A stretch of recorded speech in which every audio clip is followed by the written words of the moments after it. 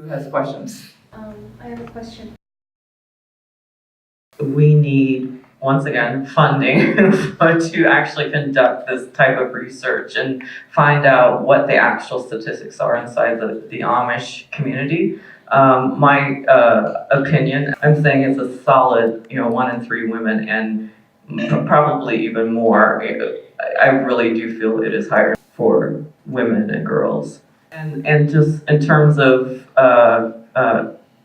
why I feel like the rate is higher, well, I only knew of Mary Byler publicly speaking about it, but personally, growing up in the culture and seeing things and hearing things and being molested as a child myself, being told eventually, connecting the dots. I mean, it's atrocious, appalling, the rate.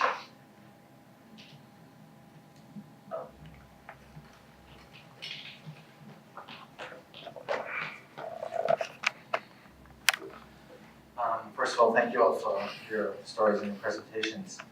I'd like to hear a little more regarding your entrepreneurship opportunities and your endeavors. Have you been able to utilize your platforms and your businesses in ways to reach out to your former communities and involve them and kind of give them a leg up or a way to step out or step up in their community? And have you been able to, in what ways, and how successful is that?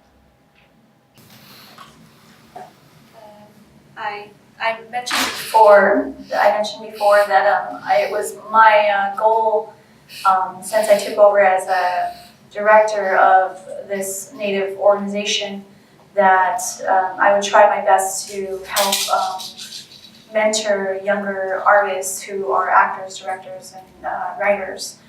And what I've been able to do, we had to become a nonprofit organization in order to do that, because there is money in tribal organizations, both federally, that can help us get to where we need to go to train our actors by offering them workshops and opportunities to travel, to go pursue careers in directing or writing or acting. So I've been able to be successful in that and opening the doors for younger generations, and it's been challenging because definitely we're all kind of desperate for funding right now, in the arts especially, and so it is a trial.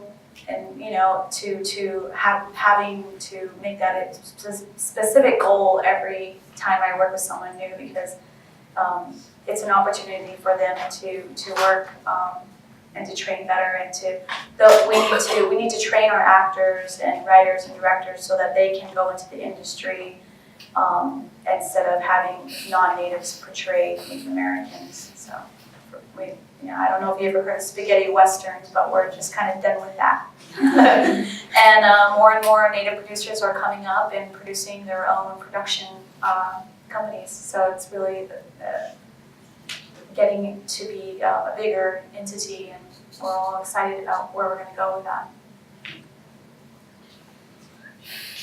Thank you so much. This is what a rich panel. I'm just wondering if any of you would like to share just the names of creative projects you've been part of that you want us to know about. Are there films you have done or been in, or books, or I'd love to be able to see what you have out there. I know Torah's book, but Well, I guess the first project that we have going on right now, in Albuquerque, we have a lot of theater, rich theater, but there's not enough diversity, especially with colored women. We have this project called Telling My Stories, Bridging Two Worlds, and it's going up in November. And we are working with other cultures, actually. We're working with Native American actresses, the African American community, as well as the Chicano and Latino community, to bring our storytelling together. So we're all bringing our narrative stories together and creating a theatrical storytelling event, which is the first inaugural festival that's going to be happening in Albuquerque, and we're happy to bring that because we need more diversity, and it's great to be in this position to help not just the Native American community, but other women of color that have stories that have not been given the opportunity to bring it to stage. And it will be online? It will be in Albuquerque, New Mexico. Okay.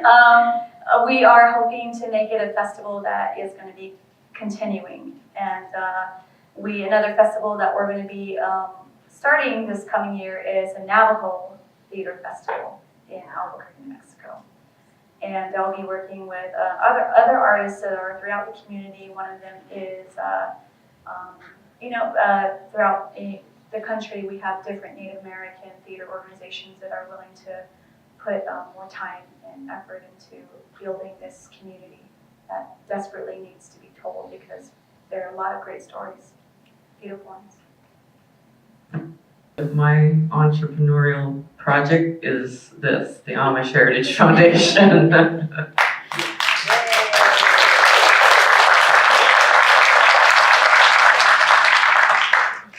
How are we doing on time? 6 minutes. 6 minutes? So this is my second entrepreneurial venture, and this one is human resources consulting. So quite a bit different than what we're talking about here. Just developing my business now, and so not a lot of things to advertise. I am on Facebook though, under Sherwin.consulting. I'm gonna plug you. How many entrepreneurs are familiar with HR, the role that HR plays? No one. It's one of those areas that almost no one does. I think I saw one hand go up.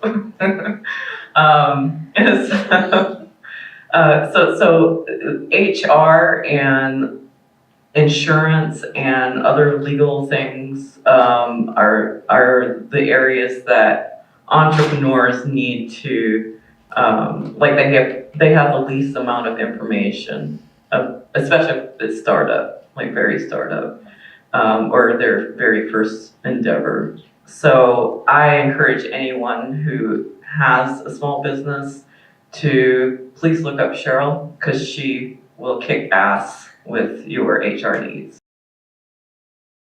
Yes, you have a question? As I'm like live streaming, video recording, and keeping time. This is to kind of revert back to Me Too. As a minority, I am kind of frustrated with it, as a lot of the stories that have come out of Me Too have largely centered on the victimization of white women, and that women of color aren't getting the same share of spotlights to their issues and to their rape statistics. Do you have any frustrations, or where do you hope to see Me Too grow from its current position? Okay, I'll answer that. I feel that the issue is the reason that we're only hearing about white women Me Too voices is it's a matter of knowing how to navigate PR and getting your story on major outlets and continuing to get your story on as many outlets as you can, keeping that story alive in the news cycle. We need to learn how to navigate PR for those of us who don't have that access, and that's the number one thing to go to is that, I feel. Putting the onus on the victim and out of those who are pushing the movement. Yeah. So you're saying. I disagree with that. We care more about white women. That's how we've always been in society. Once it's affecting white women, the little blonde, blue-eyed girls, that's when you pay attention, Yeah. And we shouldn't leave it up to the We have to minorities call to it what get it a is, voice. it's racism. We should give them a voice. I mean, we shouldn't have to be the one to even give them, but we shouldn't put it on them that they need to figure out how to navigate and get it. Well, yeah. If we're a movement, it should be an Yeah. inclusive movement and equal for everyone. I agree. So the response is it should not be on the victim to figure out how to navigate the news outlets to learn PR, correct? That's like another form of injustice. I agree, absolutely. The cold, brutal reality is that who's gonna do it? somebody has to do it. So where are you gonna go? How is that gonna get done? And I am not saying that anyone else should go do that. I'm just saying that for me personally, I have been able to get to a point in my life where I have learned PR skills and I've come to a state emotionally that I can handle dealing with it. And I am, infuriated that I have to do that job, that it is on me to get justice, for myself. I am the only person who is advocating for me. The criminal justice system is not advocating for me. The major media outlets aren't advocating for me. I have to be the person trying to get that justice for myself. It is not fair. It's not right. It should not ever be the case. But at the end of the day, for me personally, do I want to hope that someone else is going to help me, or do I want to, or can I, if I'm able to even, because most people aren't, but do I have the personal fortitude to maybe try to create that for myself? I don't know if that helps or not, but I only speak for myself, and I'm not saying that it should be the victim's job to get justice. Absolutely not. I feel like the media plays a big part of it. They're not supportive for a lot of reasons. They just don't, report on missing and murdered indigenous women, for instance. You don't hear about that. And, you do hear about it, but it's not as big as, when other women go missing, unfortunately. And that is a big problem. And we, as a community of Native and Indigenous people, we are recognizing that we're not getting the same airtime as any other woman would. So I think that there is a movement right now within our own circle to change that by talking more about it and creating our own documentaries and making sure that we get that addressed to the nation, that this is a problem. And that's what I think that we need to do. And I feel like a lot of people are just sort of scared to step up and just say, no, I'm done, being in the background. And there's a lot of women that have gone missing, could have been your sister or your cousin. And I think that we just need to probably start a revolution and take what needs to be said. I mean, there's a lot of things that need to be said and addressed, and I feel like the country just kind of is making us afraid, and I think that we need to move past that and say, okay, well, you have to be that person who's going to stand up and say, no, I'm done with this, and I'm going to stand up for this. I don't care if it's going to land me in jail. And there's a lot of people who are just moving toward that. We have a lot of activism happening, for instance, with Standing Rock, that happened just recently. That was a very powerful movement, and it's still there's a lot of great people that are moving that forward.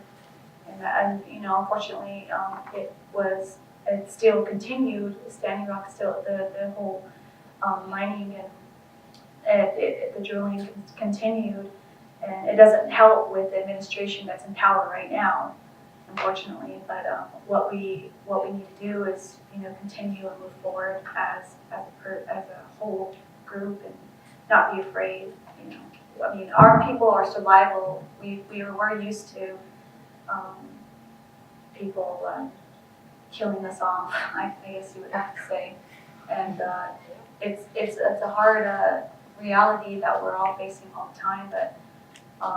Where our ancestors were warriors, and I think that it's in our blood to naturally stop that and to say something. So.